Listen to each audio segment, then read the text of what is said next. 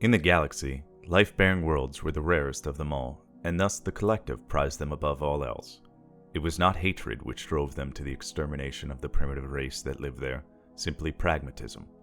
For there was no way any species capable of civilization would be stupid enough to give up their own world willingly, without a fight which would inevitably strip the planet of the only thing that made it worth anything more than any other rock in the cosmos.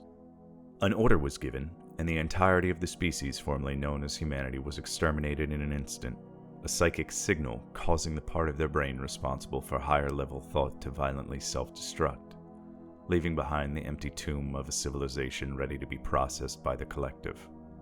This process of industrialized genocide has been repeated countless times on countless other worlds. There was no indication that this time would be any different, a harvest just like the rest. Unfortunately for the Collective, it seems the universe had different thoughts on the matter.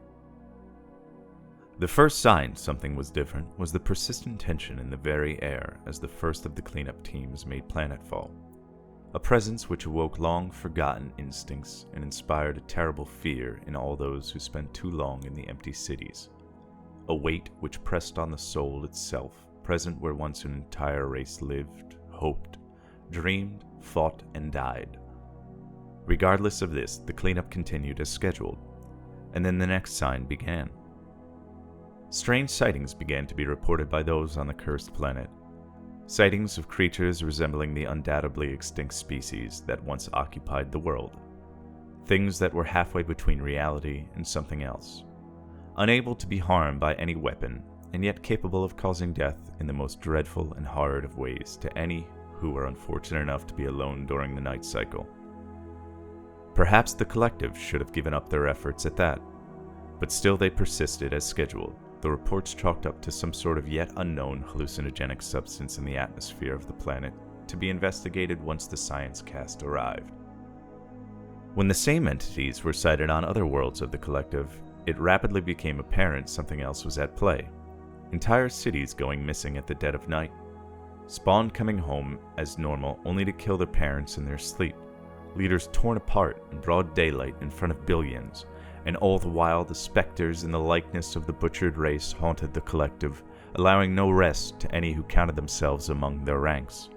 The pressure felt on the now widely known and dreaded world was palpable across the entire galaxy, the sensation that warned of an oncoming storm, a bubble filled as far as it can go, ready to pop at any moment. A galactic standard year after the order was given to eradicate an entire sapient race. What would have been an otherwise unremarkable day in the 50,000th year history of the Collective, the bubble finally burst.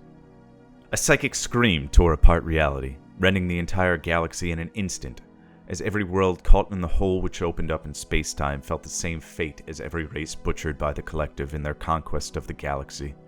Trillions of lives snuffed out like candles blown out by the sudden arrival of a hurricane. Already crippled by the strange events that preceded this moment, the Collective was now doomed to extinction, as what worlds remained untouched were beset by what could only be described as demons, abominations which pillaged what was left of their empire, desecrated every holy symbol of their culture, nailed entire planetary populations to crude crosses, and meticulously destroyed any flicker of hope that dared flare up. Caches of knowledge were targeted and corrupted. Any attempts to escape hunted down and eradicated with extreme prejudice, and every sin the Collective had committed paid back a millionfold. By the end, so much had been destroyed that none survived today, which know of the name of the cursed world which caused the end of the Collective, but none exist today who do not know the name of humanity, a name carved into the very souls of all who witnessed the cosmos burning in unholy fire. As the crusade of abominations came to a close, it is said that a new world appeared in the core system of the Collective, although how this knowledge was known is not clear, as none could have survived the events that transpired. It was said that a verdant green world, a brilliant blue jewel, which the Collective so desired, was spat from the void on top of the final stronghold of the Collective by a being who was as beautiful as it was terrifying, a brilliant light which shone with nothing but malevolence and hatred. The Collective was given what they desired. The world tumbled through the system on a direct collision course with the last planet of the Collective. 1,000 refugee ships watching in horror before being vaporized by the immense heat generated by the two worlds meeting. Even now, long after these events have transpired, the collective remains only a scattered frontier worlds barely capable of sustaining themselves, let alone another interstellar empire. Their entire population traumatized long after the last generation to actually witness the burning died out.